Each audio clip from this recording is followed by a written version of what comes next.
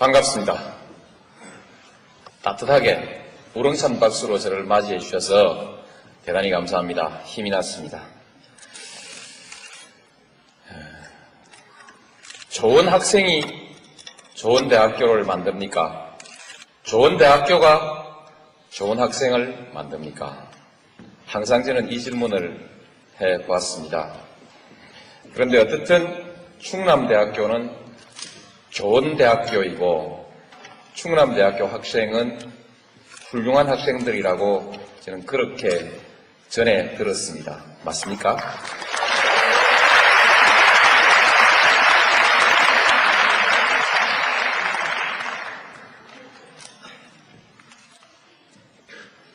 충남대학교가 좋은 대학교가 아니라도 여러분 한 분 한 분의 인격에 줄어들고 늘어나는 것이 별로 없을 것입니다. 실제에 있어서는요.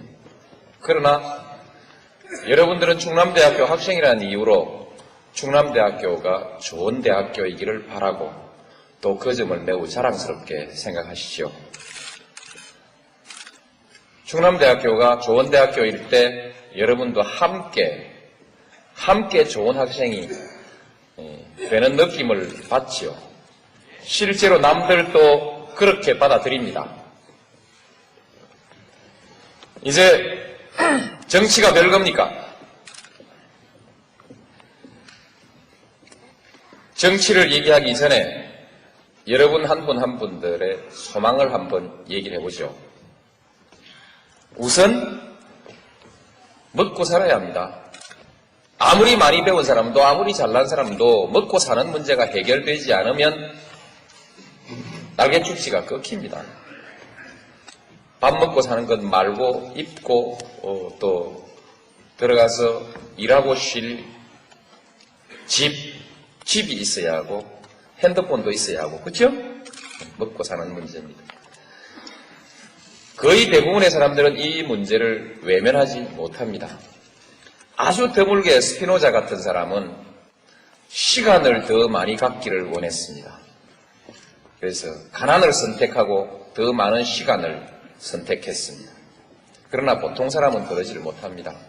우리는 보통 사람을 기준으로 또 생각할 필요가 있습니다. 그래서 먹고 사는 문제 걱정 없습니까? 걱정되시죠? 네. 그러나 잘 될 겁니다. 잘 되는 이유는 나중에 말씀드리겠습니다. 다음에 이제 그 문제가 해결되고 나면 안정을 원하지요. 오늘 당장 불안이 없고 나의 미래에 대해서 불안이 없고 내 아이의 미래에 대해서 불안이 없는 그런 사회를 여러분은 바랍니다. 그것이 두 번째 희망사항이래요. 그걸로 인생은 전부 다 행복해지는가? 그렇지 않은 것 같습니다. 좀 더 빛나게 살고 싶어 하지요. 좀 더 품위 있게, 좀 더 빛나게, 좀 더 멋있게, 뭐 이런 여러 가지를 할 수 있습니다. 가장 보편적이고 대표적인 것은 국가가 잘 돼 갔을 때, 마치 여러분들이 충남대학교가 잘 됐을 때 여러분들의 품격이 높아지는 것과 마찬가지로 국가가 잘 됐을 때 그 안에서 여러분들 개개인의 소망이 잘 이루어질 가능성은 대단히 높은 것입니다. 그래서 똑같은 재능을 가지고도 똑같은 땀을 흘리고도 어느 국가에서 태어났느냐에 따라서 운명이 하늘과 땅만큼 차이가 나지 않습니까? 국가가 잘 돼야 해요. 이제는 세계화 시대가 온다고 하니까 더욱더 인류의 보편적 문제가 우리의 문제들이 돼 있습니다. 그래서 이제 우리의 문제가 해결되면 세계 질서가 우리 개개인의 삶을 충족시켜 줄 수 있는 삶의 질을 충족시켜 줄 수 있는 조건을 갖춰야 됩니다. 오래전부터 우리는 인류의 미래에 대해서 불안을 가지기 시작했습니다. 과연 얼마나 더 살 수 있을까? 얼마나 더 안전하게 살 수 있을까?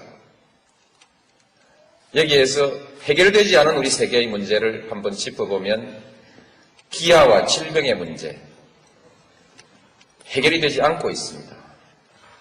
전 세계 인구의 3분의 1이 아직도 기아 선상에 있다는 거 아닙니까? 기아와 질병. 아직도 사람들은 전쟁을 하고 싶어 합니다. 전쟁의 공포, 도덕적인 타락, 자원의 고갈, 환경의 파괴. 이런 문제들은 우리 인류가 함께 맞서서 싸우고 해결하지 않으면 안 되는 인류 사회에 대한 위협이죠.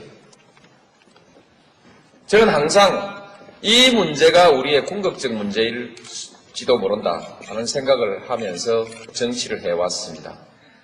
제가 이 주제를 가지고 강연을 한 것은 이미 10년을 넘었습니다. 10년 이상 이 주제를 가지고 항상 강연을 해왔습니다. 이 중에 상당한 부분들이 국가 간의 이해관계의 다툼으로 해서 해결되지 않는 그런 일들입니다.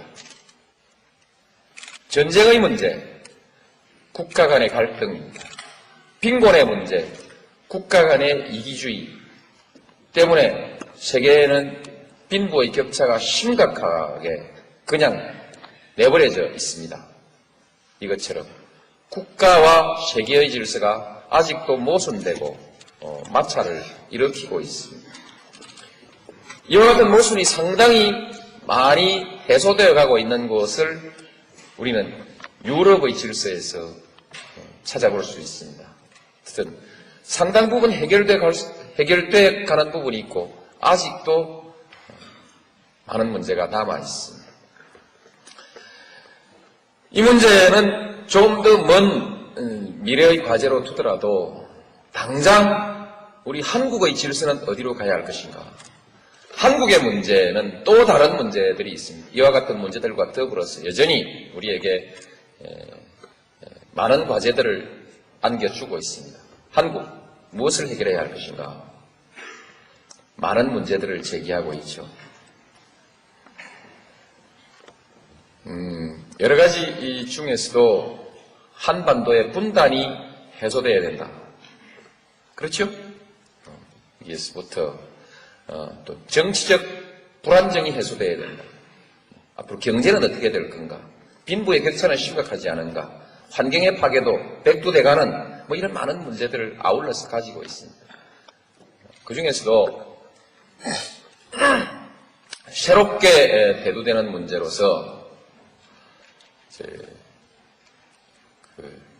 물 부족 국가가 된다고 하죠. 환경의 문제입니다만 물 부족 국가 대비해야 할 겁니다. 출산율이 낮아지고 있습니다. 대비해야 하겠죠. 곧 20년 후이면은 65세 이상의 노령 인구가 14%를 넘어선다고 하고 이 사회를 노령사회라고 하는데 그때 그 노인들을 부양해야 되는 사회적 문제가 발생합니다.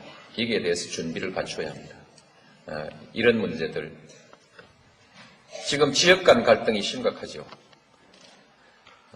조만간 해소될 수도 있고 또 오래 갈 수도 있습니다. 그러나 또 다른 갈등의 문제가 있을 수 있죠. 수도권과 비수도권 사이에 있어서 잠재되어 있는 갈등, 이런 것들도 우리가 해결해 가지 않으면 안 되는 문제들입니다. 그래서 아까 인류가 부닥쳐 있는 여러 가지 문제들이 국내적으로 비슷한 형태로 나타나고 있는 문제들이 있습니다. 그래서 이제 우리 국가가 어떤 국가가 되어야 될 것이냐. 가장 평범한 것이지만 정리를 한번 해보겠습니다. 여러분들은 우리 한국이 넉넉한 나라가 되기를 바랄 것입니다. 그렇죠? 경제적으로 넉넉하고 두 번째로는 우리의 삶의 질이 높은 사회가 되기를 바랄 겁니다. 쾌적한 환경, 품위 있는 문화 이런 것들을 바라겠지요.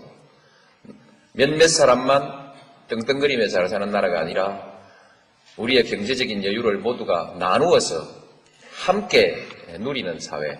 그죠? 누구는 따뜻한 사회라고 얘기합니다. 맞다고 생각합니다. 따뜻한 사회. 연대의 가치가 존중되는 사회. 그런 사회가 좋겠죠. 국방, 전쟁이 일어날 위험이 없는 안전한 나라, 또 미래에도 지금과 같은 또는 지금보다 더 좋은 상태가 계속되기를 바라고 개인적으로나 국가적으로나 불안이 없는, 미래에 대한 불안이 없는 사회죠. 마지막으로 떳떳하게 살 수 있는 나라입니다. 여러분들 부모님들 중에서 그 부모님이 하루의 삶을 매일 저녁 아들에게 고백하라고 한다면 아마 거의 견디지 못하고 양심의 가책이라든지 부끄러움 때문에 견디지 못할 사람들도 꽤 있을 것입니다. 아주 가까운 예로 일본에 다녀온 사람이 일본의 거리 질서를 보고 공항에서 내려가지고 택시를 타려고 할 때 공항에는 지금 그런 일이 없지만 줄을 서지 않고 새치기를 할 수밖에 없는 상황이 되어 있다면, 조건이 갖추어져 있다면 뒷전에 서서 30분을 기다리다가 드디어 결심하고 나도 이제 1차 도로 가장자리 차선을 넘어서 그 다음 차선으로 쫓아나가서 택시를 가로막고 아이 업은 짐을 든 여성이 있어도 못 본 척하고 내가 먼저 잽싸게 택시에 올라타는 그런 것을 부득이 할 수 있지 않습니까? 만약에 이 사회의 부정과 비리, 뒷전으로 거래되고 있는 특혜, 이런 것이 일반화되어 있는 사회라고 한다면 조그만 건설업을 하는 사람은 원청자에게 또는 도급자에게 뭔가 뇌물을 줘야 하고 가서 뒷거래를 해야 하고, 그렇게 하지 않으면 사업을 할 수 없는 사회라면 이제 그 자기의 삶을 제 아이에게 공개를 할 수 없는 사회가 되는 것이죠. 국세청에서 나왔다 이렇게 한마디 하면 왠지 아랫도리가 후두루두루 떨리는 사람들도 많을 것입니다. 그렇죠? 이 사회는 국민을 떳떳하게 대우하는 사회가 아니죠. 그래서 마지막으로는 국민들이 당당하게 살 수 있는 나라. 요새 MBC 캠페인은 정정당당 코리아죠? 매일경제신문은 업그레이드 코리아를 내세웠습니다. 업그레이드 코리아는 국민소득 10,000불이 15,000불 되는 것이 아니라 그것도 포함되지만 그 위에 국민들이 이렇게 당당하게 살 수 있는 나라가 업그레이드 된 나라 아닐까요? 마지막으로 당당하게 살 수 있는 나라. 이것을 우리의 보편적인 국가에 대한 희망, 국가에 대한 보편적 희망으로 이렇게 정리할 수 있을 것입니다. 자, 이런 원론적인 얘기는 덮어버리고 이렇게 가야 하는데 한국 갈 수 있을까? 갈 수 있다면 어떻게 해야 할 것인가? 이런 얘기들을 한번 해봤으면 좋겠습니다. 갈 수 있을까에 대해서 갈 수 있습니다. 아시다시피 지난 40년 동안 우리는 경제를 100배 키웠습니다. 여러 가지 시비가 있지만 어떻든 이것은 세계에서 많은 세계인들이 눈을 둥그렇게 뜨고 놀라는 위대한 업적입니다. 정말 위대하신 어른들입니다. 세계 최고의 업적을 남기신 어른들. 지금 그 어른들을 우리가 충분히 대접하고 있지 못하죠. 객담을 한마디 쓰겠습니다. 짐승도 제 새끼는 사랑할 줄 압니다. 사람과 짐승이 다른 것은 사람은 제 부모를 제대로 모실 줄 압니다. 어른을 공경할 줄 알기 때문에 짐승과 다른 것입니다. 오늘날 우리 사회가 그 노인들에게 충분한 대우를 해드리지 못하고 있는 데 대해서 마음의 가책을 우리 함께 가질 필요가 있습니다.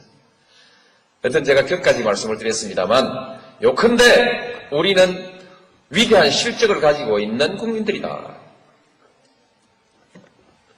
이게 다 정치인들이 정치를 잘한 덕분 아닙니까?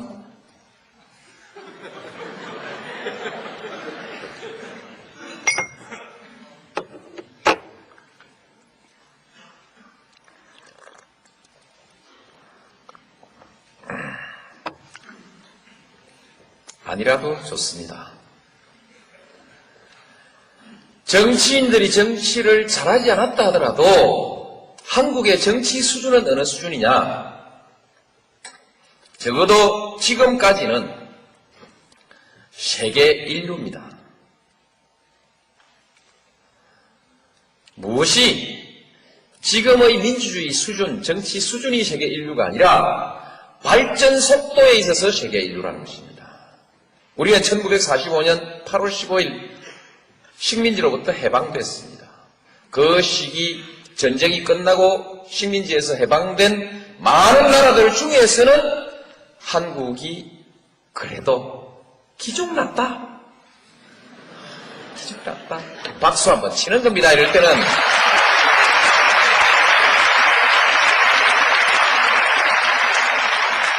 이건 사실입니다. 아무도 부인할 수가 없습니다. 사실입니다. 정치인들이 잘했거나 아니면 국민들이 잘했겠지요. 우리는 4.19를 해냈습니다.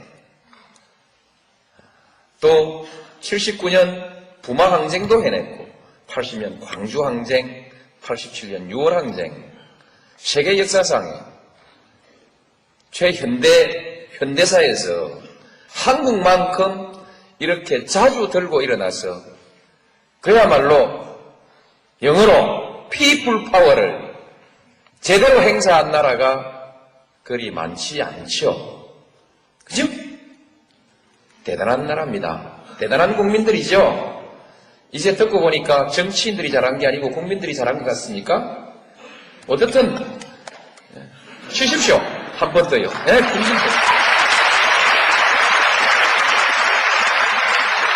여러분들의 형님들에게, 여러분들의 아버지에게, 여러분들의 할아버지들에게 박수를 보내야 합니다. 정말 잘한 것입니다. 저도 그렇게 해서 여기까지 왔습니다. 앞으로 잘 갈 거냐? 잘 갈 수도 있고 잘 못 갈 수도 있습니다. 잘 갈 수 있는 조건,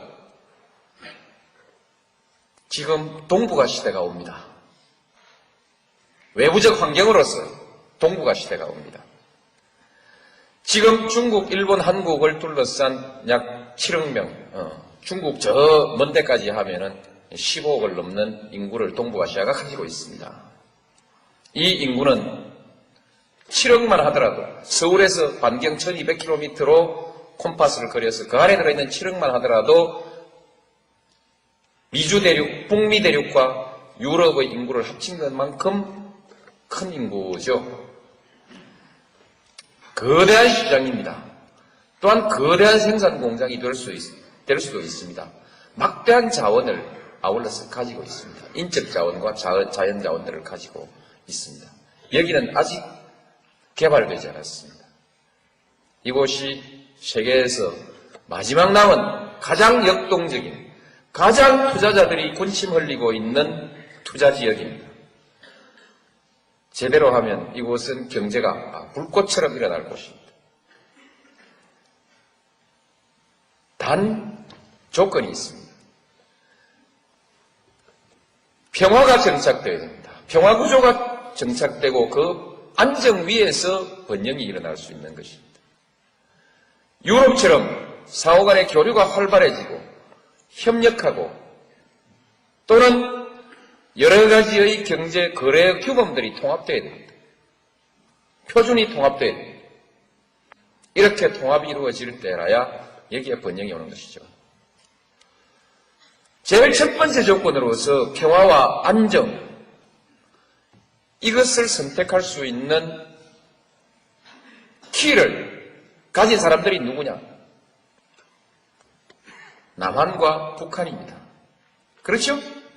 남북한입니다. 남북한이 마음먹고 딱 악수하고, 그래서 그 악수를 보고 세계인들이 저거 맞다, 이젠 평화가 왔다 라고 생각할 때부터 한반도의 활력이 먼저 생기기 시작할 것입니다. 한반도의 평화는 바로 동북아시아의 평화와 안정을 의미합니다. 벌써 한중일 삼국 간의 자유무역까지도 논의하고 있지 않습니까? 또 동북아 경제협력기구를 벌써 논의하고 있지 않습니까? 저도 비전으로 제시하고 있습니다. 동북아 개발은행을 얘기하고 있죠. 또한 한, 북, 러시아를 포함한 철도공사를 얘기하고 있습니다. 시베리아 가스 개발에 관해서는 유럽의 자본이 대기하고 있습니다. 파이프라인이 연결되면 아마 부산까지 내려와서 또는 포항점 와서 일본으로 바로 건너가는 가스 라인이 만들어질 수도 있습니다. 대단한 변화가 우리 앞에 기다리고 있습니다. 남북한이 마음먹으면. 물론 일본, 미국, 중국, 러시아가 다 함께 협력해야겠죠. 이런 가능성을 가지고 있습니다. 마음 잘 먹고 우리가 잘하면 이거 할 수 있거든요. 긴 설명 줄이고 이제 당면한 핵 문제를 한번 얘기해 보십시다. 저거 풀어야 되거든요. 혹시 이 중에서 우리도 핵을 가지는 것이 좋지 않느냐? 북한이 핵을 가지면 우리도 가지자라는 생각을 하는 분들도 있을 수 있고, 또 북한이 가지고 있는 것은 결국 통일되면 우리 거 아니냐? 이렇게 생각하는 분들도 있는데 그러시면 안 됩니다. 세계에서 플루토늄 재처리 기술에 관해서 플루토늄 재처리 기술에 관한 일본이 이미 세계 최고의 수준을 가지고 있습니다. 양적으로 질적으로. 우리가 만들면 일본은 우리 10배, 50배 만들 수 있습니다. 기분 나쁘지만 그건 사실입니다. 중국은 이미 핵을 가지고 있죠. 못하게 말려야 됩니다. 그렇게 풀어가는 것이 아닙니다. 어떻든 핵 문제는 해결돼야 돼요. 북한은 핵을 포기해야 됩니다. 어떻게 포기할 거냐? 말로 하자. 대화로 평화적으로 하자. 그게 우리 주장입니다. 그러니까 북한이 자꾸 뭘 내놓으라 그러고 협상을 하다가 탁자 걷어차버리고 나가버리고 만나자 해놓고 안 나오고 속을 썩입니다. 약이 오릅니다. 그러니까 대가를 뭔가를 줘야 합니다. 금강산 관광 당장 수지 맞지 않는 사업을 한다 이 말입니다. 10년, 20년 뒤에는 아주 수지 맞는 장사일지 모르지만 지금 당장 수지 안 맞는 장사를 이어나가는데 이것은 20년 뒤를 내다본 장기 투자이거나 아니면 남북 간의 평화를 구축하기 위해서 평화의 대가로 지금 지불하고 있는 돈이다. 억울하단 말이죠. 그래서 왜 퍼주냐? 그러나 퍼주고만 말 것은 아닙니다. 결국은 이와 같은 과정을 통해서 해결이 됩니다. 왜냐하면 북한은 이미 개방을 결정했습니다. 오래전에 결정했습니다. 키도라고 발음합니다만 키도 또는 캐도를 받아들일 때 한국형 원자로를 한국 기술진에 의해서 건설하도록 용납했을 때 이미 북한은 한국의 기술에 에너지를 의존한다는 결정을 한 것입니다. 그렇죠? 전쟁할 생각이 있으면 그렇게 못하는 것이죠. 그때 결정했고 지금 신의주, 개성공단, 철도 연결 이 모든 것들이 개방해야 살겠다는 것을 확실하게 확인하고 이제 개혁하고 개방하겠다는 뜻입니다. 개혁 개방은 외부의 지원이 없이는 절대로 성공할 수가 없습니다. 그래서 외부의 지원을 간절히 필요로 합니다. 그래서 성의를 가지고 대화해 나가면 이 문제는 풀린다. 단 대화로 푸는 방법은 이것저것 자꾸 주어야 하니까 비쌉니다. 돈이 많이 든다 이제. 그러나 만일에 대화를 딱 중단해버리면 지원을 중단해버리면 대화가 끊기죠. 게임은 그렇습니다. 북한도 버틸 테니까요. 끊기면 북핵 문제는 북미 간의 문제로만 남습니다. 미국은 북한 핵을 어떻게든 개발 못하게 막아야 한다고 생각하고 있습니다. 왜? 세계의 경찰이라고 생각하니까. 아이들이 핵무기를 갖고 놀면 안 되거든요. 그러니까 막아야 해요. 명분이 있습니다. 명분은 테러, 불안, 그렇죠? 이제는 전통적인 국가 간의 전쟁의 위협이 아니라 다양한 방법으로 전개되고 있는 여러 가지의 위협, 이 위협에 대해서 우리가 대처해야 된다. 그래서 국방의 개념도 확장되고 있습니다. 그래서 위험한 사람들이 위험한 무기를 갖지 않아야 한다는 것은 세계적 합의이기 때문에 미국이 핵무기를 단속하는 데 대해서는 세계적 여론의 지원을 받고 있습니다. 따라서 미국이 북한에게 대해서 끊임없이 간섭하는 것이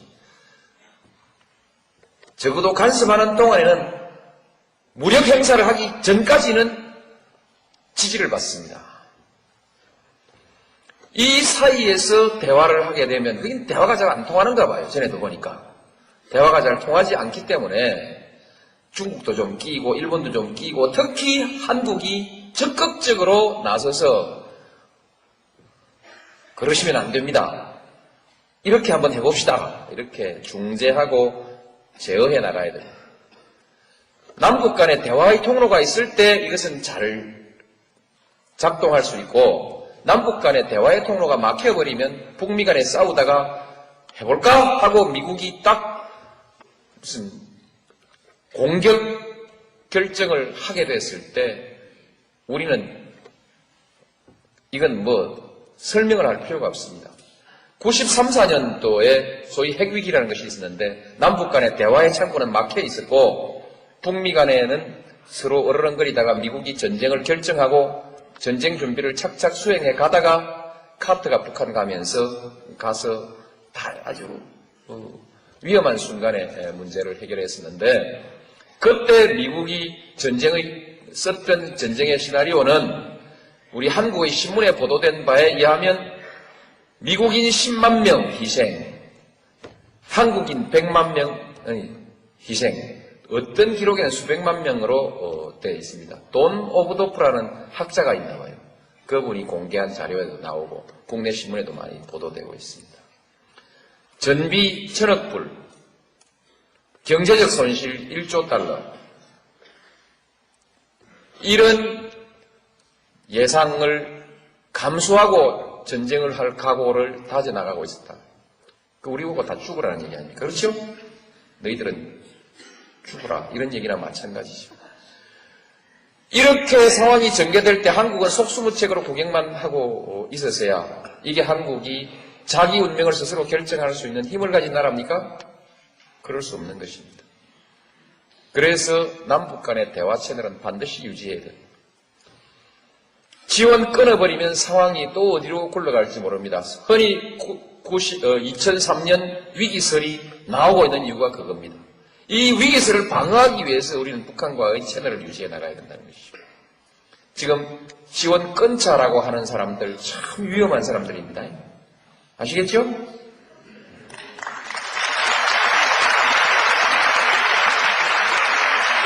쉽게 말해서 전쟁 불사론자들이죠. 예? 전쟁 불사론자들. 전쟁 나면 자기들은 절대 안 다칠 겁니다. 재빨리 해외로도 갈 수 있고. 전쟁 나면 제일 먼저 맨 앞에 나가야 되는 사람들이 여러분들입니다. 제 아이도 예비군인데 아마 즉각 소집될 겁니다. 군에 안 갔다 온 사람들은 즉각 소집 안 돼요.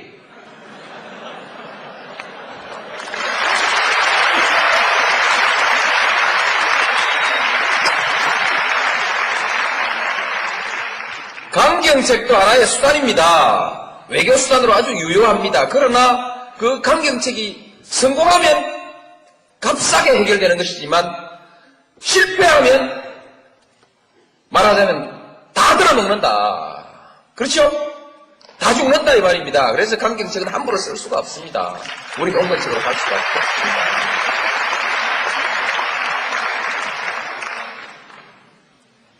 그렇게 해서 이제 우리의 남북 문제를 잘 풀어나가면 미래가 보장되는데 이것은 우리 역사의 대전환을 의미합니다.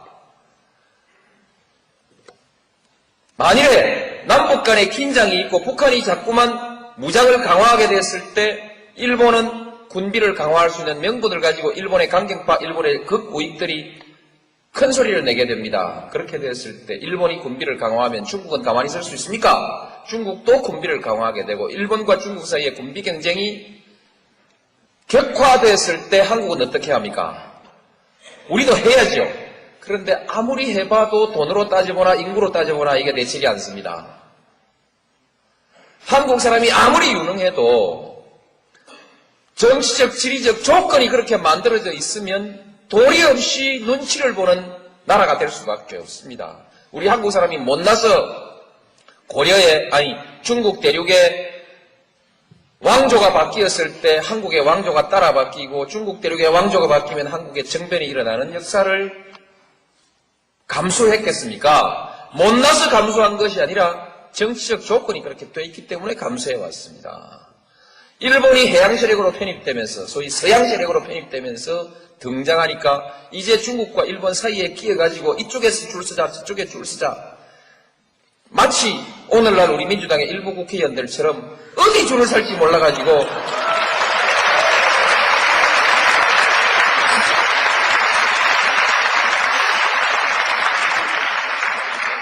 공론 통일이 안 되게 돼 있습니다. 안 되게 돼 있거든요. 헷갈리다가 그냥 무너져 버리는 것입니다. 이것이 우리 한국의 역사였고 이것은 변방의 역사였습니다. 누가 뭐라고 해도 중국과 일본의 군비 경쟁이 일어나고 여기에 긴장과 대결적 상황이 조성되면 우리는 또 그와 같은 상황을 감수하지 않을 수 없다. EU 같은 질서로 동북아 질서를 재편해내자. 그렇게 재편해냈을 때 중국도 좋고 일본도 좋고 한국도 다 좋습니다. 여기엔 수평적 관계, 평등의 관계가 있고 작은 나라라 할지라도 얼마든지 주도적 역할을 해낼 수가 있습니다. 일본은 전과가 있어서 동아시아의 공동 번영을 얘기하면 사람들이 수상하게 듣습니다. 중국은 너무 커요. 겁납니다. 그냥 있어도 겁나는데 한국이 동아시아의 통합을 주도해 나가야 합니다. 그랬을 때 의심 없이 서로가 받아들일 수 있는 질서를 만들어 나갈 수 있지 않겠습니까? 이제 동아시아의 질서를 주도해 나가는 새로운 시대, 수백 년 큰 나라의 눈치를 보면서 살아왔던 변방의 역사를 극복하고 이제 당당히 주도하는 역사, 자주의 역사로 갈 수 있는 절호의 계기를 우리는 지금 맞이하고 있습니다. 새로운 동북아 시대가 지금 오고 있고 그 시대에 우리는 이제 동북아시아의 주역으로 부상하는 것입니다. 멋지지 않습니까?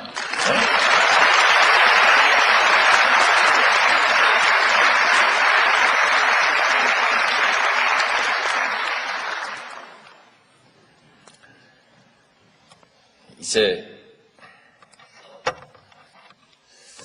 참 시간이 아쉽네요. 지역 갈등이 있습니다. 정치적 지역 갈등. 이건 노무현이 대통령이 되는 것으로 해결의 출발점에 서게 되고 제가 해결하겠습니다. 지난 12년간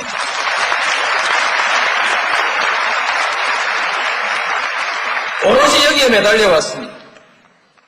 모든 정치적 가치 중에서 최우선의 과제로 저는 이것을 설정하고 여기에 매달려 왔고 내 자신의 금배지를 내던지면서까지도 지역 갈등 극복을 위해서 노력해 왔습니다.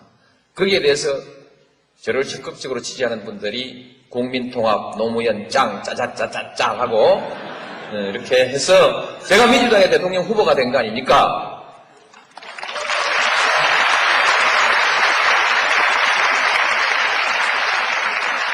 이것만 가지고 또 1시간 얘기거리가 있지만 접어놓고 넘어갑시다. 지역 갈등 해결되고 나면 해결 다 되냐? 노사 갈등도 있죠. 이것도 생략하고 넘어갑시다. 넘어갈 수 있습니다. 우리 신계륜 의원도 옆에 계시지 않습니까? 그죠? 노사 갈등 문제 신계륜 의원한테 제가 맡길 테니까 그냥 맡깁니다.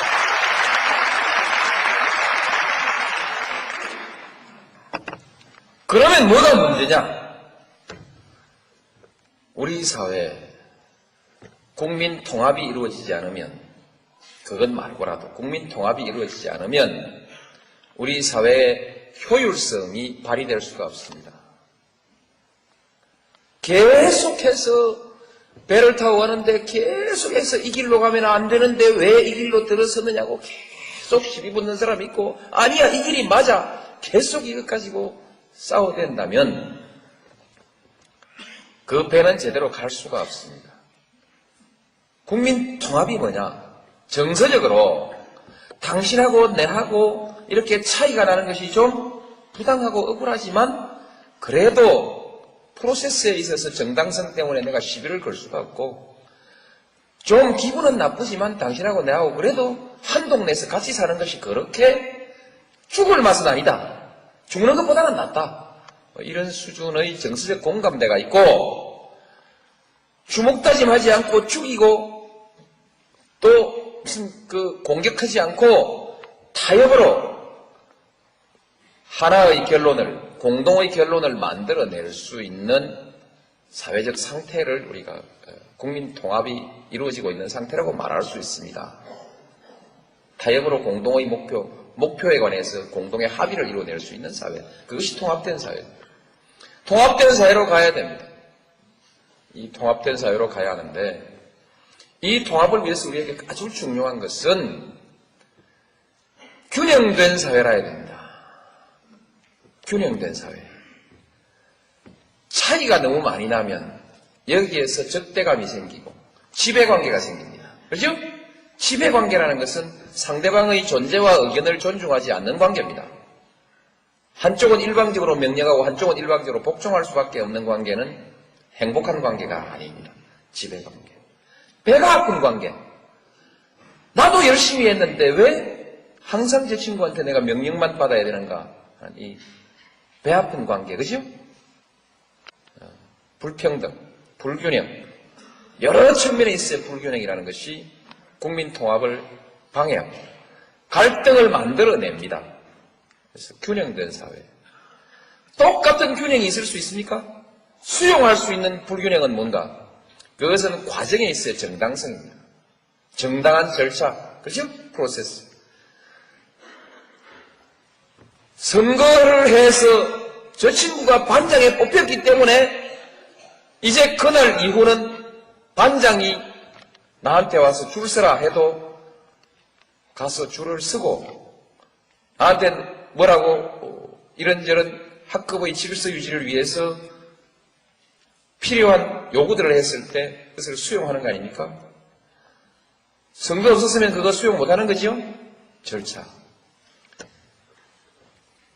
이런 절차를 포함해서 공정한 사회, 절차의 정당성을 포함해서 모든 것이 정당한 근거를 가지고 있는 사회를 공정한 사회라고 얘기하죠. 과정과 결과에 있어서. 하여튼 그냥 공정하다 이렇게 얘기하죠. 공정한 사회. 균형 사회를 이루는 내면적인 요소가 공정한 사회입니다. 공정한 사회. 이런 것들을 우리가 이루어 나가야 되는 것이죠. 자, 이제 갈등 얘기를 하려고 여기까지 왔습니다. 앞으로 우리 한국 사회의 심각한 갈등은 뭐가 될까?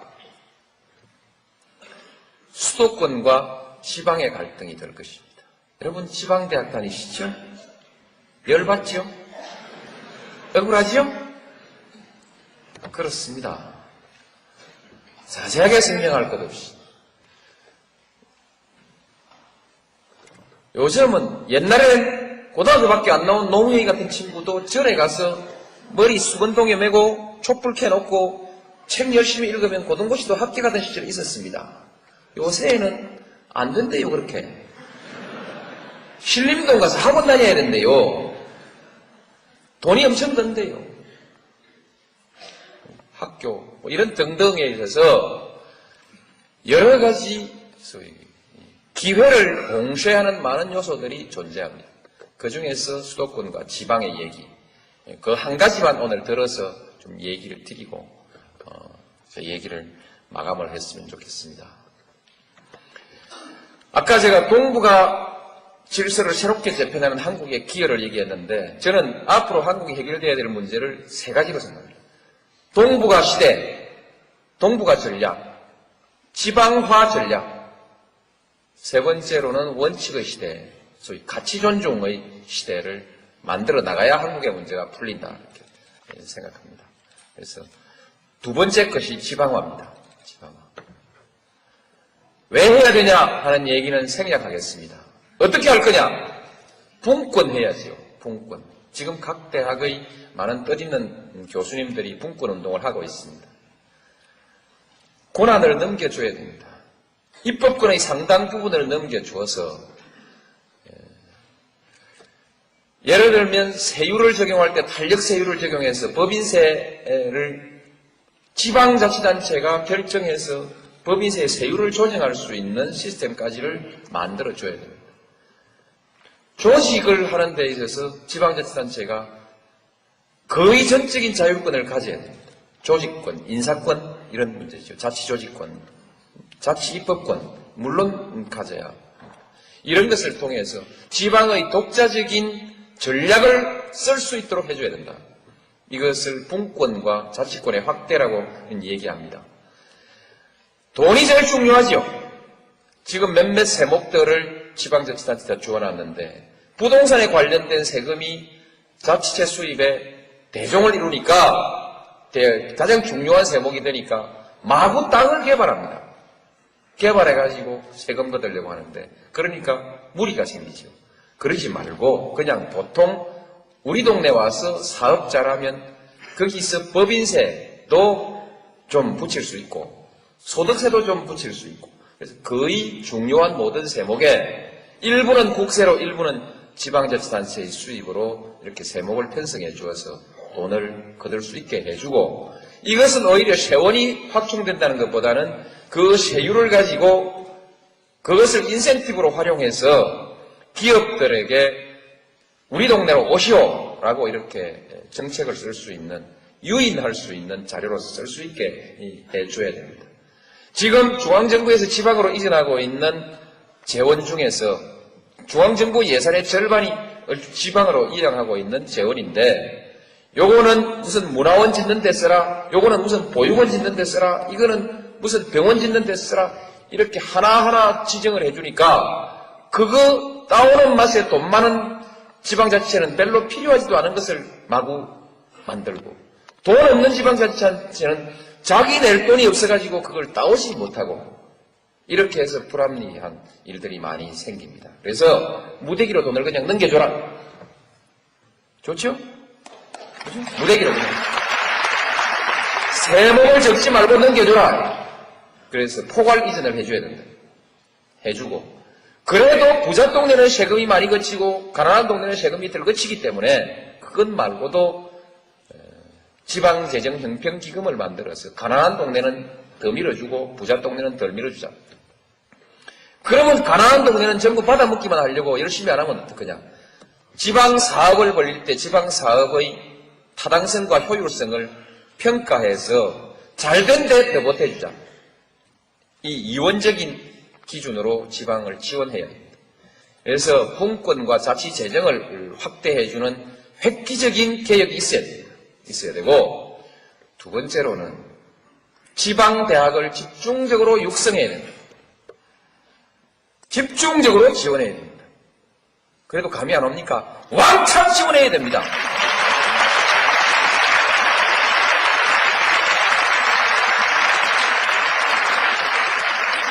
왜냐? 손의 시대에서 머리의 시대로 간다나요? 그렇죠? 지식 기반 사회라는 게 그것을 의미하지 않습니까? 한국에는 특히 고학력 인구가 많기 때문에 지식기반 산업에 많은 일자리를 만들어내지 않으면 안 됩니다. 그런데 이게 전부 서울로 다 집중되어 있습니다. 어떤 대기업 보고 왜 본사를 지방으로 한번 옮기지 않느냐고 했더니 거기엔 사람이 없대요. 지방대학 나온 사람 많이 있지 않냐고.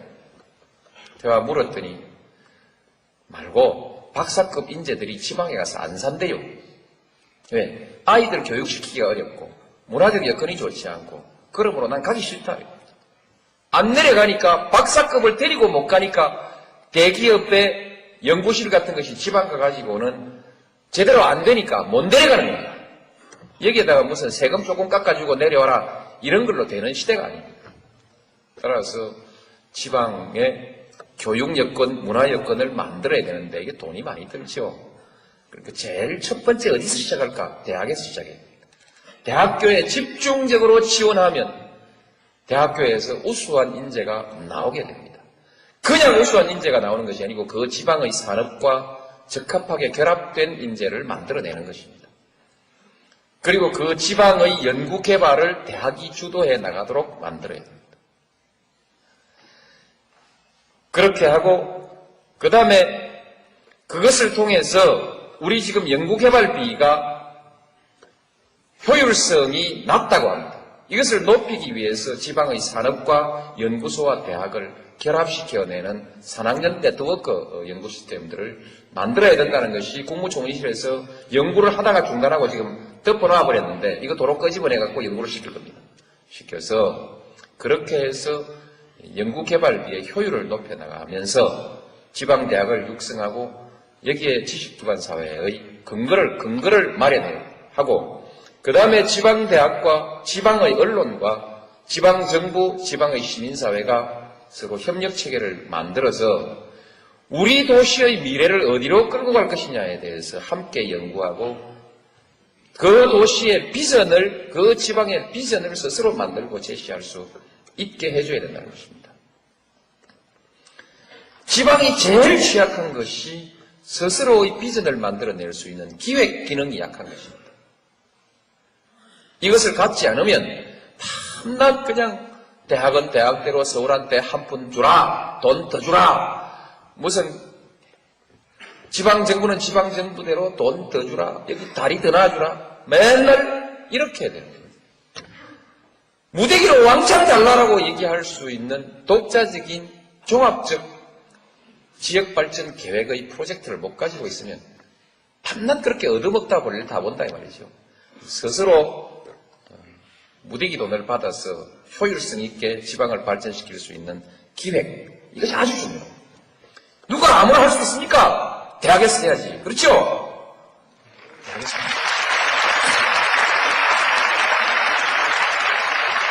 이제 대학을 밀어주는 일이 남았는데 돈이 있어야 할 거 아닙니까? 돈이? 지금 대체로 한 2조 정도 되고 있는 국립대학 지원금이 주로 지방에 다 가고 있습니다. 더 줄 돈이 없어요. 별로. 이젠 더 준다 해봤자 서울대학교 돈 뺏어가고 줄 수밖에 없는데 서울대학교 돈 그거 뺏으려고 하다가 정권이 성하게 잘 살아남겠습니까? 그리고 돈이 뺏어봤자 돈이 그래 많지도 않습니다. 무슨 돈이냐? 우리 한국의 연구개발비가 약 4조 수천억 되는데 그 중에서 약 1조 2천억 정도가 대학교로 오고 있습니다. 이것을 한 배로 늘려보자. 각 부처에서 쓰고 있는 연구개발 예산을 한 배로 늘려서 이것을 지방대학으로, 이것은 사립대학을 포함해서 수도권 대학에도 많이 갑니다. 이걸 지방대학으로 집중적으로 지원해보자. 산업체로 주고 있는 것들도 대학으로 집중시켜보자. 연구소도 전부 대학 연구 네트워크에 함께 묶어가지고, 국책연구소를 또 묶어가지고 지방 거점 도시들의 대학들에게 집중적으로 지원해보자. 일단 거기서 재원을 마련하고 그 이외에 더 필요한 재원은 제가 따로 좀 마련해 보겠습니다. 마련해서 지방대학을 집중적으로 육성한다. 그러면 충청도에서는 충남대학이 첫 번째로 돈 왕창 안 받겠다.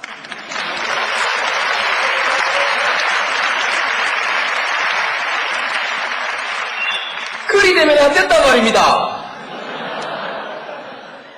이리 되면 또한 여기서도 불평등이나 불연등이 생기고요. 또 충청도 충남대학이 충청도 서울대학이 되어버리면 이게 또 원성의 표적이 되지 않습니까?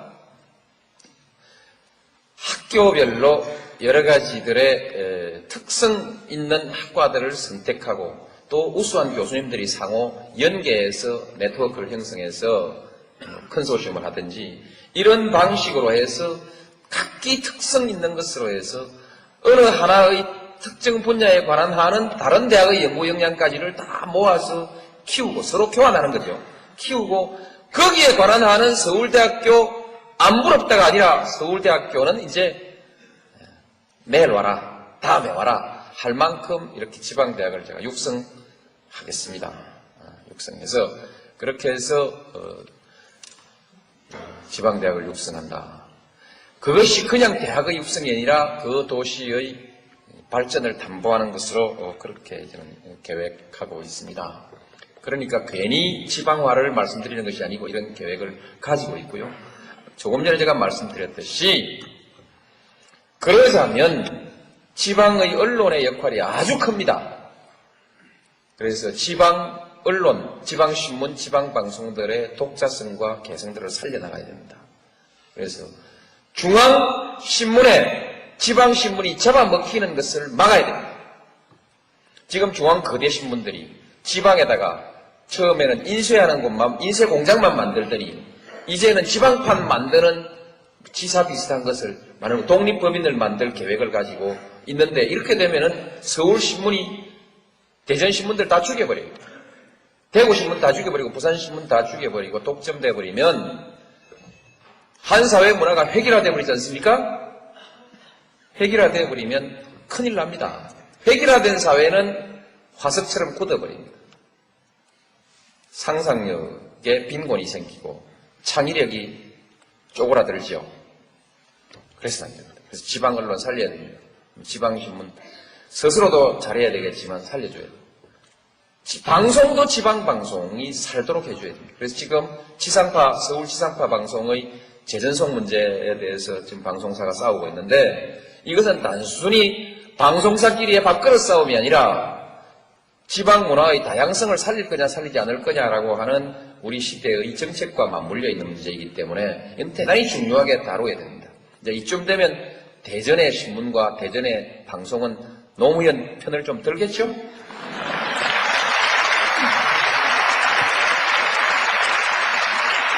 왜냐하면 진짜 지방 문제를 가지고 지방 출신의 사람이니까요, 제가. 이 문제에 관한 난 저만큼 고민을 해본 사람이 없습니다. 그러니까 선택은 없습니다.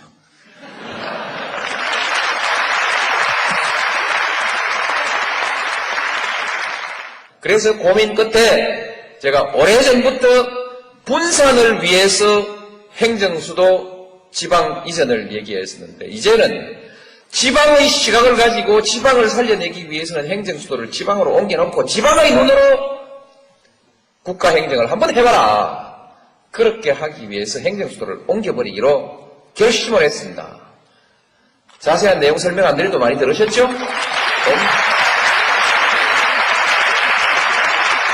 그 행정수도가 어디에 갈지 모르지만 제 생각에는 대체로 충남대학에서 30분 거리 정도에 있어야 된다고 저는 그렇게 생각하는데 이러고 있습니까?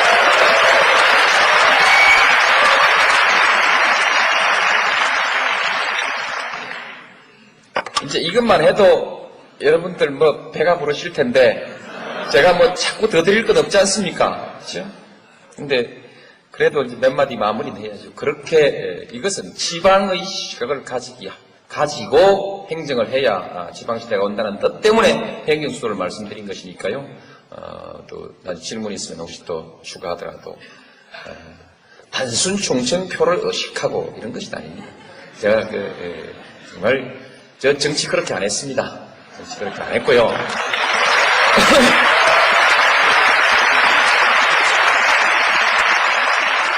마지막으로 가치의 시대 한 가지만 딱 제 얘기를 하고 마무리를 하겠습니다. 이 일을 해나가는데 한 사회가 아까 말씀드린 대로 통합되어야 됩니다. 어떻게 통합되느냐? 너와 나의 이해관계가 일치하는 데서 통합되는 것이 제일 쉽습니다. 그러나 이해관계는 이제 아마 수백, 수천, 수만 가지로서도 찢어져 있습니다. 이해관계를 전부 원칙 없이 조절할 방법이 없습니다.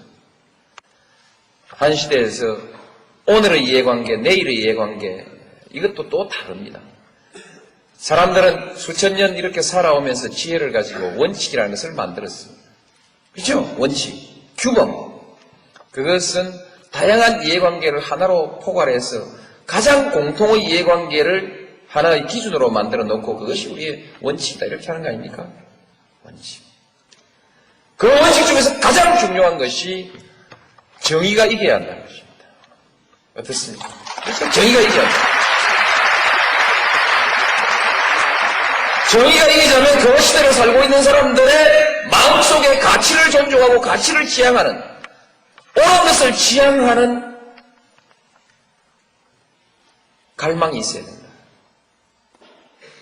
앞으로 한국이 제대로 되느냐 안 되느냐의 마지막 얘기는 여러분들 가슴 속에 정의감이 있느냐, 정의가 이겨야 된다는, 정의가 이기도록 해야 된다고 하는 결의가 서 있느냐.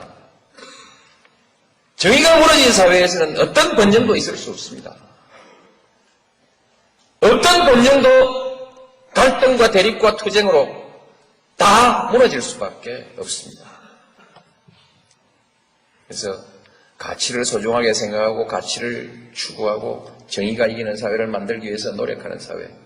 한국은 특별히 기회주의가 승리하고 행세해온 사회입니다.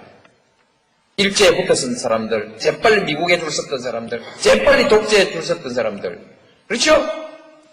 공부깨나 한 사람들이 전부 거기에 빌붙어가지고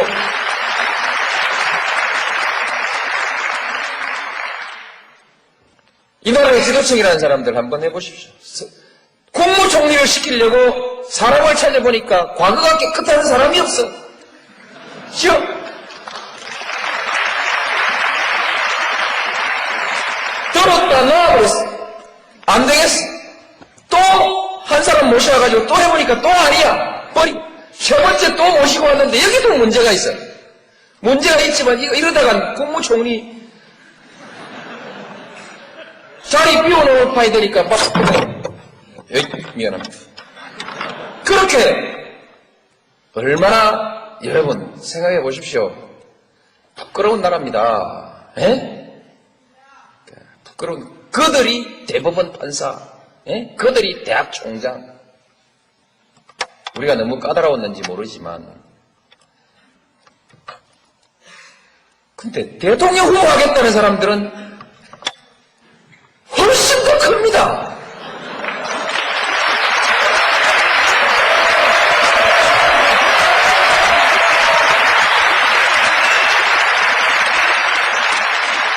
국무총리 하겠다, 아니, 대통령 후보, 국무총리 하겠다는 사람들의 흉은 적어도 그냥 흉입니다. 수사받고 처벌받을 일들은 아닙니다. 대통령 하겠다는 사람들의 흉은 그냥 흉이 아니고 범죄입니다. 좋습니까? 제대로 정당을 하면 제대로 수사받고 제대로 처벌받아야 되는 거죠. 검찰이라는 사람들이 허지부지 덮어버려요. 예? 덮어버려. 대통령은 힘 다 빠졌는가 봐. 대책이 없어. 뭘 또? 고발을 또 해서 수사를 하라고 했더니 또 그것도 취하해버렸어. 답답합니다. 속 탑니다.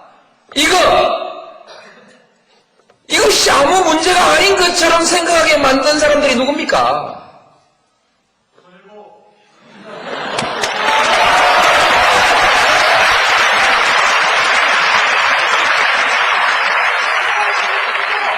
이거 개혁해야 됩니다. 누가 어떤 방법으로 하는지에 대해서는 비밀입니다. 부분입니다.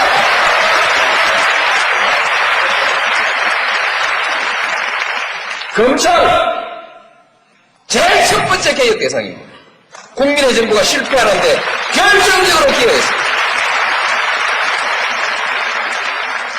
국정은 줄줄 흘리고 다녀요. 줄줄 흘려. 네? 국가기강이 이게 말이 아닙니다. 지도자가 당당할 때에 이 기강을 잡을 수 있습니다. 떳떳한 대통령, 당당한 대한민국 한번 만듭시다. 감사합니다.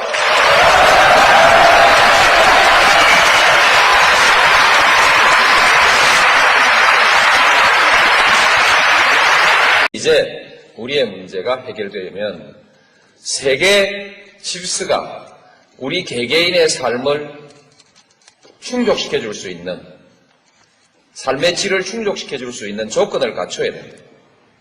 오래전부터 우리는 인류의 미래에 대해서 불안을 가지기 시작했습니다. 과연 얼마나 더 살 수 있을까? 얼마나 더 안전하게 살 수 있을까? 여기에서 해결되지 않은 우리 세계의 문제를 한번 짚어보면 기아와 질병의 문제, 해결이 되지 않고 있습니다. 전 세계 인구의 3분의 1이 아직도 기아선상에 있다는 거 아닙니까? 기아와 질병. 아직도 사람들은 전쟁을 하고 싶어 합니다. 전쟁의 공포, 도덕적인 타락, 자원의 고갈, 환경의 파괴, 이런 문제들은 우리 인류가 함께 맞서서 싸우고 해결하지 않으면 안 되는 인류 사회에 대한 위협이죠. 저는 항상 이 문제가 우리의 궁극적 문제일지도 모른다 하는 생각을 하면서 정치를 해왔습니다. 제가 이 주제를 가지고 강연을 한 것은 이미 10년을 넘었습니다. 10년 이상 이 주제를 가지고 항상 강연을 해왔습니다. 이 중에 상당한 부분들이 국가 간의 이해관계의 다툼으로 해서 해결되지 않는 그런 일들입니다. 전쟁의 문제, 국가 간의 갈등입니다. 빈곤의 문제, 국가 간의 이기주의 때문에 세계에는 빈부의 격차가 심각하게 그냥 내버려져 있습니다. 이것처럼 국가와 세계의 질서가 아직도 모순되고 마찰을 일으키고 있습니다. 이와 같은 모순이 상당히 많이 해소되어 가고 있는 것을 우리는 유럽의 질서에서 찾아볼 수 있습니다. 어쨌든 상당 부분 해결돼 가는 부분이 있고 아직도 많은 문제가 남아 있습니다. 이 문제는 좀 더 먼 미래의 과제로 두더라도 당장 우리 한국의 질서는 어디로 가야 할 것인가? 한국의 문제는 또 다른 문제들이 있습니다. 이와 같은 문제들과 더불어서 여전히 우리에게 많은 과제들을 안겨주고 있습니다. 한국, 무엇을 해결해야 할 것인가? 많은 문제들을 제기하고 있죠. 여러 가지 이 중에서도 한반도의 분단이 해소되어야 된다. 그렇죠? 여기에서부터 또 정치적 불안정이 해소되어야 된다. 앞으로 경제는 어떻게 될 건가? 빈부의 격차는 심각하지 않은가? 환경의 파괴도 백두대간은 뭐 이런 많은 문제들을 아울러서 가지고 있습니다. 그 중에서도 새롭게 대두되는 문제로서 물 부족 국가가 된다고 하죠. 환경의 문제입니다만 물 부족 국가 대비해야 할 겁니다. 출산율이 낮아지고 있습니다. 대비해야 하겠죠. 곧 20년 후이면은 65세 이상의 노령 인구가 14%를 넘어선다고 하고 이 사회를 노령사회라고 하는데 그때 그 노인들을 부양해야 되는 사회적 문제가 발생합니다. 여기에 대해서 준비를 갖춰야 합니다. 이런 문제들. 지금 지역 간 갈등이 심각하죠. 조만간 해소될 수도 있고 또 오래 갈 수도 있습니다. 그러나 또 다른 갈등의 문제가 있을 수 있죠. 수도권과 비수도권 사이에 있어서 잠재되어 있는 갈등, 이런 것들도 우리가 해결해 가지 않으면 안 되는 문제들입니다. 그래서 아까 인류가 부닥쳐 있는 여러 가지 문제들이 국내적으로 비슷한 형태로 나타나고 있는 문제들이 있습니다. 그래서 이제 우리 국가가 어떤 국가가 되어야 될 것이냐. 가장 평범한 것이지만 정리를 한번 해보겠습니다. 여러분들은 우리 한국이 넉넉한 나라가 되기를 바랄 것입니다. 그렇죠? 경제적으로 넉넉하고 두 번째로는 우리의 삶의 질이 높은 사회가 되기를 바랄 겁니다. 쾌적한 환경, 품위 있는 문화 이런 것들을 바라겠지요. 몇몇 사람만 떵떵거리며 잘 사는 나라가 아니라 우리의 경제적인 여유를 모두가 나누어서 함께 누리는 사회. 그죠? 누구는 따뜻한 사회라고 얘기합니다. 맞다고 생각합니다. 따뜻한 사회. 소위 연대의 가치가 존중되는 사회. 그런 사회가 좋겠죠. 국방, 전쟁이 일어날 위험이 없는 안전한 나라. 또 미래에도 지금과 같은 또는 지금보다 더 좋은 상태가 계속되기를 바라고 개인적으로나 국가적으로나 불안이 없는, 미래에 대한 불안이 없는 사회죠. 마지막으로 떳떳하게 살 수 있는 나라입니다. 여러분들 부모님들 중에서 그 부모님이 하루의 삶을 매일 저녁 아들에게 고백하라고 한다면 아마 거의 견디지 못하고 양심의 가책이라든지 부끄러움 때문에 견디지 못할 사람들도 꽤 있을 것입니다. 아주 가까운 예로 일본에 다녀온 사람이 일본의 거리 질서를 보고 공항에서 내려가지고 택시를 타려고 할 때 공항에는 지금 그런 일이 없지만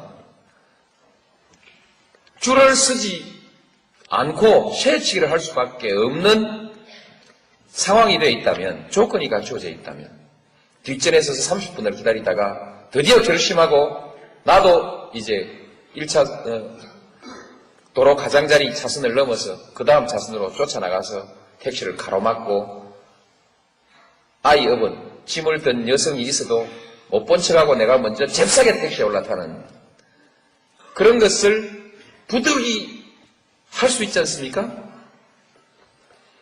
만약에 이 사회의 부정과 비리, 뒷전으로 거래되고 있는 특혜, 이런 것이 일반화되어 있는 사회라고 한다면 조그마한 건설업을 하는 사람은 원청자에게 또는 도급자에게 뭔가 뇌물을 줘야 하고 가서 뒷거래를 해야 하고 그렇게 하지 않으면 사업을 할 수 없는 사회라면 이제 그 자기의 삶을 제 아이에게 공개를 할 수 없는 사회가 되는 것이죠. 국세청에서 나왔다 이렇게 한마디 하면 왠지 아랫도리가 후두루두루 떨리는 사람들도 많을 것입니다. 그렇죠? 이 사회는 국민을 떳떳하게 대우하는 사회가 아니죠. 그래서 마지막으로는 국민들이 당당하게 살 수 있는 나라. 요새 MBC 캠페인은 정정당당 코리아죠? 매일경제신문은 업그레이드 코리아를 내세웠습니다. 업그레이드 코리아는 국민소득 10,000불이 15,000불 되는 것이 아니라 그것도 포함되지만 그 위에 국민들이 이렇게 당당하게 살 수 있는 나라가 업그레이드 된 나라 아닐까요? 마지막으로 당당하게 살 수 있는 나라. 이것을 우리의 보편적인 국가에 대한 희망, 국가에 대한 보편적 희망으로 이렇게 정리할 수 있을 것입니다. 자, 이런 원론적인 얘기는 덮어버리고 이렇게 가야 하는데 한국 갈 수 있을까? 갈 수 있다면 어떻게 해야 할 것인가? 이런 얘기들을 한번 해봤으면 좋겠습니다. 갈 수 있을까에 대해서 갈 수 있습니다. 아시다시피 지난 40년 동안 우리는 경제를 100배 키웠습니다. 여러 가지 시비가 있지만 어떻든 이것은 세계에서 많은 세계인들이 눈을 둥그렇게 뜨고 놀라는 위대한 업적입니다. 정말 위대하신 어른들입니다. 세계 최고의 업적을 남기신 어른들. 지금 그 어른들을 우리가 충분히 대접하고 있지 못하죠. 객담을 한마디 쓰겠습니다. 짐승도 제 새끼는 사랑할 줄 압니다. 사람과 짐승이 다른 것은 사람은 제 부모를 제대로 모실 줄 압니다. 어른을 공경할 줄 알기 때문에 짐승과 다른 것입니다. 오늘날 우리 사회가 그 노인들에게 충분한 대우를 해드리지 못하고 있는 데 대해서 마음의 가책을 우리 함께 가질 필요가 있습니다. 여튼 제가 끝까지 말씀을 드렸습니다만 요컨대 우리는 위대한 실적을 가지고 있는 국민들이다. 이게 다 정치인들이 정치를 잘한 덕분 아닙니까?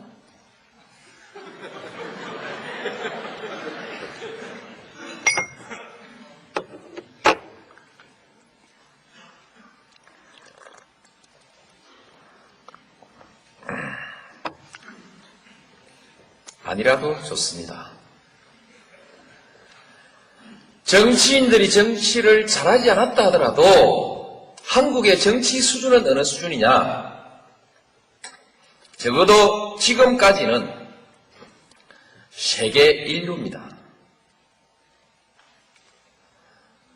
무엇이 지금의 민주주의 수준, 정치 수준이 세계 인류가 아니라 발전 속도에 있어서 세계 인류라는 것입니다. 우리는 1945년 8월 15일 식민지로부터 해방됐습니다. 그 시기 전쟁이 끝나고 식민지에서 해방된 많은 나라들 중에서는 한국이 그래도 기죽났다. 기죽났다. 박수 한번 치는 겁니다. 이럴 때는.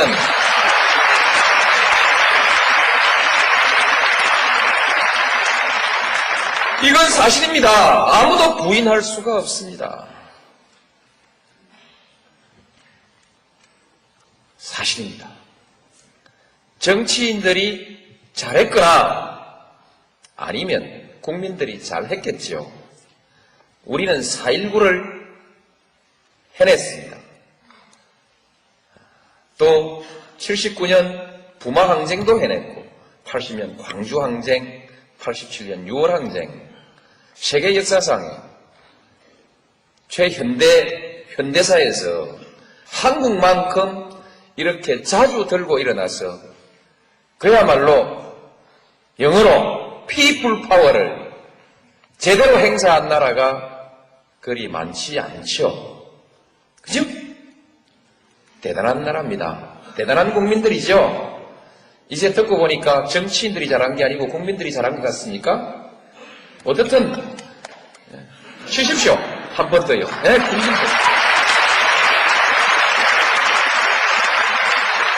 여러분들의 형님들에게, 여러분들의 아버지에게, 여러분들의 할아버지들에게 박수를 보내야 합니다. 정말 잘한 것입니다. 저도 그렇게 해서 여기까지 왔습니다. 앞으로 잘 갈 거냐? 잘 갈 수도 있고 잘 못 갈 수도 있습니다. 잘 갈 수 있는 조건, 지금 동북아 시대가 옵니다. 외부적 환경으로서 동북아 시대가 옵니다. 지금 중국, 일본, 한국을 둘러싼 약 7억 명, 중국 저 먼 데까지 하면은 15억을 넘는 인구를 동북아시아가 가지고 있습니다. 이 인구는 7억만 하더라도 서울에서 반경 1200km로 콤파스를 그려서 그 안에 들어있는 7억만 하더라도 미주 대륙, 북미 대륙과 유럽의 인구를 합친 만큼 큰 인구죠. 거대한 시장입니다. 또한 거대한 생산 공장이 될 수도 있습니다. 막대한 자원을 아울러서 가지고 있습니다. 인적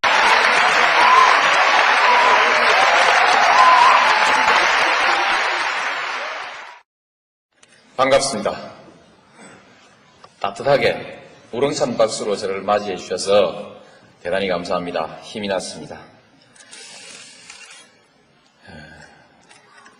좋은 학생이 좋은 대학교를 만듭니까?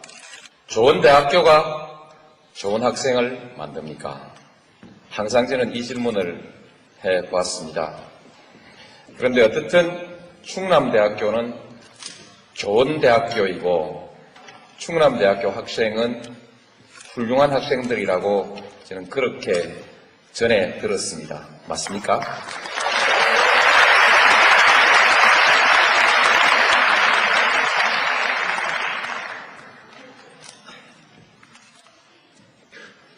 충남대학교가 좋은 대학교가 아니라도 여러분 한 분 한 분의 인격에 줄어들고 늘어나는 것이 별로 없을 것입니다. 실제에 있어서는요. 그러나 여러분들은 충남대학교 학생이라는 이유로 충남대학교가 좋은 대학교이기를 바라고 또 그 점을 매우 자랑스럽게 생각하시죠. 충남대학교가 좋은 대학교일 때 여러분도 함께 좋은 학생이 되는 느낌을 받지요. 실제로 남들도 그렇게 받아들입니다. 이제 정치가 별겁니까? 정치를 얘기하기 전에 여러분 한 분 한 분들의 소망을 한번 얘기를 해보죠. 우선 먹고 살아야 합니다. 아무리 많이 배운 사람도 아무리 잘난 사람도 먹고 사는 문제가 해결되지 않으면 날개축지가 꺾입니다. 밥 먹고 사는 것 말고 입고 또 들어가서 일하고 쉴 집이 있어야 하고 핸드폰도 있어야 하고 그렇죠? 먹고 사는 문제입니다. 거의 대부분의 사람들은 이 문제를 외면하지 못합니다. 아주 드물게 스피노자 같은 사람은 시간을 더 많이 갖기를 원했습니다. 그래서 가난을 선택하고 더 많은 시간을 선택했습니다. 그러나 보통 사람은 그러지를 못합니다. 우리는 보통 사람을 기준으로 또 생각할 필요가 있습니다. 그래서 먹고 사는 문제 걱정 없습니까? 걱정되시죠? 그러나 잘 될 겁니다. 잘 되는 이유는 나중에 말씀드리겠습니다. 다음에 이제 그 문제가 해결되고 나면 안정을 원하지요. 오늘 당장 불안이 없고 나의 미래에 대해서 불안이 없고 내 아이의 미래에 대해서 불안이 없는 그런 사회를 여러분은 바랍니다. 그것이 두 번째 희망사항이래요. 그걸로 인생은 전부 다 행복해지는가? 그렇지 않은 것 같습니다. 좀 더 빛나게 살고 싶어 하지요. 좀 더 품위 있게, 좀 더 빛나게, 좀 더 멋있게, 뭐 이런 여러 가지를 할 수 있습니다. 가장 보편적이고 대표적인 것은 국가가 잘 돼 갔을 때 마치 여러분들이 충남대학교가 잘 됐을 때 여러분들의 품격이 높아지는 것과 마찬가지로 국가가 잘 됐을 때 그 안에서 여러분들 개개인의 소망이 잘 이루어질 가능성은 대단히 높은 것입니다. 그래서 똑같은 재능을 가지고도 똑같은 땀을 흘리고도 어느 국가에서 태어났느냐에 따라서 운명이 하늘과 땅만큼 차이가 나지 않습니까? 국가가 잘 돼야 돼요. 이제는 세계화 시대가 온다고 하니까 더욱더 인류의 보편적 문제가 우리의 문제들이 돼 있습니다. 그래서 이 자원과 자연 자원들을 가지고 있습니다. 여기는 아직 개발되지 않았습니다. 이곳이 세계에서 마지막 남은 가장 역동적인, 가장 투자자들이 군침 흘리고 있는 투자 지역입니다. 제대로 하면 이곳은 경제가 불꽃처럼 일어날 곳입니다. 단 조건이 있습니다. 평화가 정착되어야 됩니다. 평화 구조가 정착되고 그 안정 위에서 번영이 일어날 수 있는 것입니다. 유럽처럼 상호 간의 교류가 활발해지고 협력하고 또는 여러 가지의 경제 거래 규범들이 통합되어야 됩니다. 표준이 통합되어야 됩니다. 이렇게 통합이 이루어질 때라야 여기에 번영이 오는 것이죠.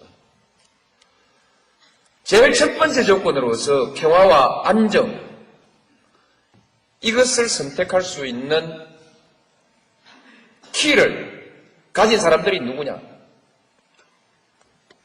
남한과 북한입니다. 그렇죠? 남북한입니다. 남북한이 마음먹고 딱 악수하고, 그래서 그 악수를 보고 세계인들이 저거 맞다, 이젠 평화가 왔다라고 생각할 때부터 한반도의 활력이 먼저 생기기 시작할 것입니다. 한반도의 평화는 바로 동북아시아의 평화와 안정을 의미합니다. 벌써 한중일 3국 간의 자유무역까지도 논의하고 있지 않습니까? 또 동북아 경제협력기구를 벌써 논의하고 있지 않습니까? 저도 비전으로 제시하고 있습니다. 동북아 개발은행을 얘기하고 있죠. 또한 한, 북, 러시아를 포함한 철도공사를 얘기하고 있습니다. 시베리아 가스 개발에 관해서는 유럽의 자본이 대기하고 있습니다. 파이프라인이 연결되면 아마 부산까지 내려와서 또는 포항점 와서 일본으로 바로 건너가는 가스 라인이 만들어질 수도 있습니다. 대단한 변화가 우리 앞에 기다리고 있습니다. 남북한이 마음먹으면. 물론 일본, 미국, 중국, 러시아가 다 함께 협력해야겠죠. 이런 가능성을 가지고 있습니다. 마음 잘 먹고 우리가 잘하면 이거 할 수 있거든요. 긴 설명 줄이고 이제 당면한 핵 문제를 한번 얘기해 보십시다. 저거 풀어야 되거든요. 혹시 이 중에서 우리도 핵을 가지는 것이 좋지 않느냐? 북한이 핵을 가지면 우리도 가지자라는 생각을 하는 분들도 있을 수 있고, 또 북한이 가지고 있는 것은 결국 통일되면 우리 거 아니냐? 이렇게 생각하는 분들도 있는데 그러시면 안 됩니다. 세계에서 플루토늄 재처리 기술에 관해서